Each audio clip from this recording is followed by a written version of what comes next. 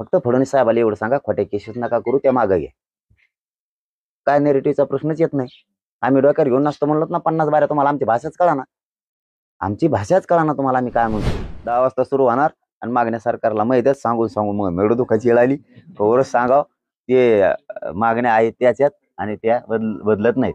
प्रसाद लाडचा एक प्रश्न आहे तुम्हाला की तुमच्याकडून समाजाला न्यायाची अपेक्षा आहे, नेरेटिव्हची नाही. मान्य, हे मान्य. तुम्ही असं बोला, तुम्ही उगाच काही म्हणू नका. कोणता कोण रोग झाला मला म्हणतात, म्हणजे काय म्हणता रे तुम्ही?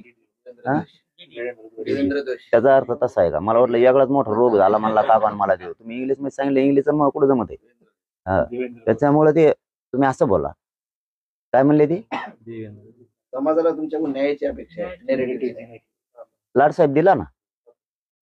तुम्ही काल भाऊ दादा म्हणले तर आम्हाला, आम्ही तुम्हाला माझ्यापेक्षा वयानं मोठा असताना आम्ही दादा म्हणतो तुम्हाला. दिला ना.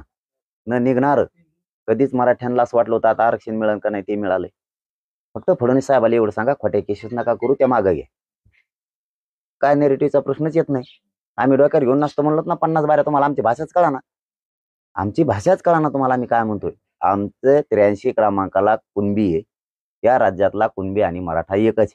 2004चा कायदा सुशीलकुमार शिंदे साहेबांच्या सरकारने केलेला आहे. तो फक्त दुरुस्त करा, जसा तसा लागू करा. जशा बाकीच्यांच्या जाती आत गेल्या तसेच मराठ्यांची पोटजात कुणबी म्हणून मराठ्यांना आत घ्या. सगळ्या सोयऱ्याची अंमलबजावणी करा. हैदराबादचं गॅजेट हे सरकारी नोंदी आहेत, हे ते ठोकून सांगा ना तुम्ही. सरकारी नोंदी घ्यावं लागतात म्हणून कशाला तुम्ही उगाच वाद वाढवताय ओबीसीत आणि मराठ्यात. जे खरं आहे ते तर घ्या लाडसाहेब. हैदराबादचं गॅजेट घ्या, सातारा संस्थांचं घ्या, बॉम्बे गव्हर्नमेंटचं घ्या, केसेस मागं घ्या. परत याच्यानंतर सांगतो, ज्यांना कुणबी प्रमाणपत्र मिळाले व्हॅलिडिटी काही जातीवादी अधिकाऱ्यांनी थांबवल्यात, त्याला सक्त वॉर्निंग द्यायची सांगा फडणवीस साहेबाला. पटापट व्हॅलिडिटी दे. रेकॉर्ड शोधायचा बंद केला, ते रेकॉर्ड शोधायला लावा पुन्हा एकदा. प्रत्येक जिल्ह्याला तालुक्याला बेंच द्या सेपरेट. त्यांनी रेकॉर्ड तपासायचा, कुणबी प्रमाणपत्र द्यायचं, व्हॅलिडिटी द्यायची. हे सोपं करा.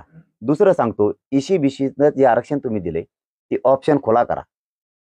पोरांकडे ईसीबीसीला आता तुम्ही सगळ्याला दिलंय मराठ्याला, तर ज्याला ईसीबीसीतून घ्यायचंय ते घे ना. त्याच्याकडे जर आज प्रमाणपत्र नसलं त्याला 6 महिन्यात आणून द्या म्हणून सांगा. तुम्ही 1 महिन्याची अट घातली तर 5 महिने मुदत वाढवा. दुसरा पर्याय खुला करा, ईडब्ल्यूएसचा पण. ईडब्ल्यूएस तुमच्याचमुळे गेलं. ईसीबीसी दिल्यामुळे ते तुम्ही ईडब्ल्यूएस बंद केलं. ते बंद केल्यामुळे पोराला ईडब्ल्यूएस मधून जाता येणार आणि ईसीबीसीतून जाता येणार. दोन्ही ऑप्शन खुले करा. आणि कुणबी प्रमाणपत्र ज्यांना निघालेत तो ओबीसीचा ऑप्शन खुला ठेवा. तिन्हीतून एक कोणचा घेईल, तिन्ही नसल त्यांनी पूर्तता केली 6 महिन्यात, तो पण मध्ये जाईल. तुम्ही आताच त्याच्यावर डाव कसा टाकता?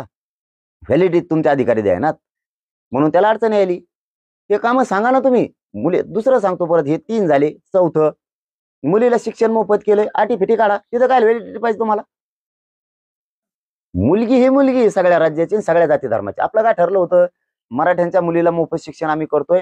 त्याचबरोबर मी सांगितलं की इतर धर्माच्या सुद्धा सगळ्यांना करा. तुम्ही सांगितलं ठीक आहे, सगळ्या राज्यातल्या मुलींना मोफत शिक्षण करतो. मग अट काय ठेवता? द्या ना मोफत. मोठं मन होईल ना. सगळ्या मुलींना, त्या विद्यार्थ्यांना असं वाटेल ना की सरकारनं मोफत शिक्षण केलं, अट नाही ठेवली. डायरेक्ट देऊन टाका ना. तिथं कशाला ती अट घातली? हे चौथं काम आहे. तुम्ही असे जे घोटाळे घालून ठेवलेत ना बरेच, हे बंद करा. लाडसाहेब धन्यवाद, एवढं करा. वाघ न काय मोठा